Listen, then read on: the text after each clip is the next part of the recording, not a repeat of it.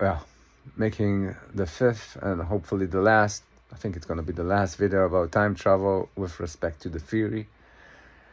And this one is going to be about, uh, well, our inability to know what the past was. So, if you combine everything I've said so far about time travel, you would realize that the reality we are living is one where we cannot know from which experiential path we arrived. We could have at every moment changed the present and changed the evidence of the past with it, so that there's not going to be any remnant of the actual experiential path through which we arrived at the present. There is, because we are part of the Wakeful Union, there's a large amount of consistency in the accounts of how we got here. Like, we have to all have gotten here together. Or the more we merge into one Wakeful Union, the more it meant that we all had to go together. And when a lot of experiential agents go together, then they can't really have that freedom to change the past as they like, because they have to take into account all the other experiential agents that shares their present with them. But still, even that can change using what I call mass body space migrations. When you can change the past, and if you can change the past, then you can also make the change on such a grand scale. So you can't know what actually happened, what of the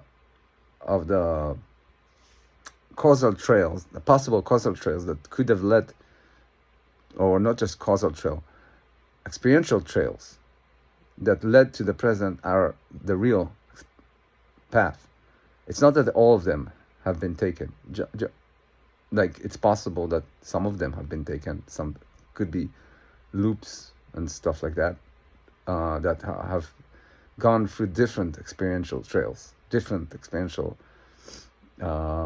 order of events, and eventually culminated in the same present. Possible. But you can know that. And the amount of options is infinite. Potentially and practically infinite. So you don't know the past. You don't know what the actual past was. You know what the past should be, what the present suggests that the past was, but that doesn't mean it actually happened. It's just as possible that the past as it was never happened. So if you want to go back in time and change something in the past, there's a high likelihood, it's more likely than not, that that moment that you want to go back into never existed. It never happened. You believe it happened because you take your account of the past from the present, and it shows that it should have happened. And your memories tell you that it should have happened. But these are all just the product of metatemporal evolution, metatemporal changes to the timelines.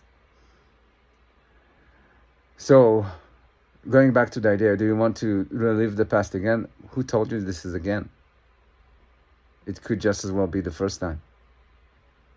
And if it is the first time, then it can happen differently because it never happened. It's the first time. So it's like, on the one hand, you're not changing the past because that past never happened. But on the other hand, you can change it. You can live it the way you want it, which might be what you care for more than actually changing it, which could give comfort to people, the idea that that's possible, and could actually drive them insane if they think that's possible and they can't do it. what happens then is when you think about the progress of time, you're no longer thinking about an arrow starting from the past and going into the future. You're actually thinking of something I call the experiential archipelago. It's like a collection of islands from